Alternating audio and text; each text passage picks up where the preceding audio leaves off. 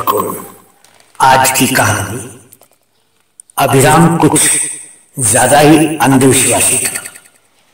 किसी भी काम को करने से पहले समय, दिन और लक्षणों का बहुत ख्याल रखता था।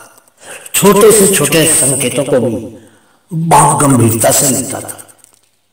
हर दिन की तरह ही उस दिन भी अभिराम सुबह पूजा पाठ करके नाश्ता करके अपना बैग लेकर दफ्तर के लिए निकल गया। उसकी पत्नी घर में ही थी और घर के कामकाज निपटा रही थी। कुछ ही देर के बाद अभिराम घर वापस आ गया। उसने तुरंत ही फ्रिज खोला और एक बोतल ठंडा पानी निकालकर एक गिलास में उड़ेलकर पीने लगा। उसकी पत्नी ने हैरान होते हुए पूछा, क्या हुआ जी, वापस क्यों आ गए? कुछ भूल गए थे क्या? अरे नहीं, कुछ भूला नहीं। तो फिर घर वापस क्यों आ गए इतनी जल्दी? घर से बाहर निकलते ही रास्ते में एक विधवा दिख गई थी, बस इसीलिए वापस आ गए।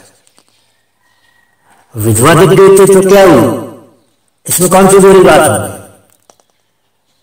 तुम जानती हो कि किसी काम पर जाने से पहले अगर रास्ते में कोई विधवा दिख जाती है तो वो काम कभी भी पूरा नहीं होता है।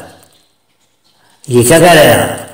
इतने पढ़े लिखे होकर, इतने बड़े अफसर होकर भी आप इन अंधविश्वासों को मानते हैं? आप तो सुबह 1 घंटा पूजा करते हैं।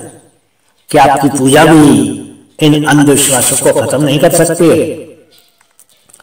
तुम बिल्कुल नहीं जानती हो इन बातों के बारे में।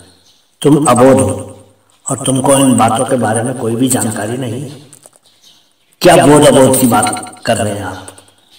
ये आत्मज्ञान और मानवीय संवेदना की बात है। आप भी इंसान हैं और वो विधवा भी इंसान है।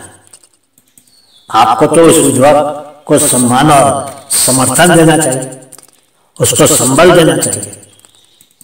जब आप उसको देखकर वापस घर की तरफ मुड़े होंगे तो उस बेचारी को कितना आघात लगा हो। क्या इसके बारे में आपने सोचा है? क्या वो अपनी मर्जी से विधवा बनी है? ये तो उसके भाग्य की बात है। आपने तो एक जीते जागते इंसान को ही अपशकुन बना दिया है।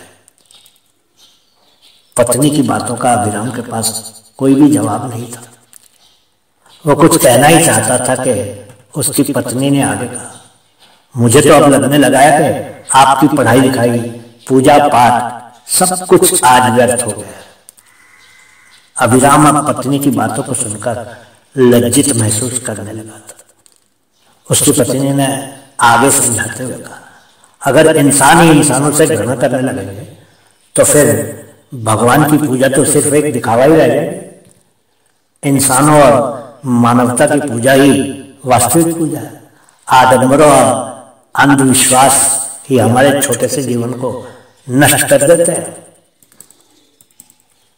इस वैज्ञानिक युग में इंसान न जाने कहां तक पहुंच गए और आप आज भी बुराइयों के भक्त बने हुए। आप में और अनपढ़ों में क्या फर्क रह गया?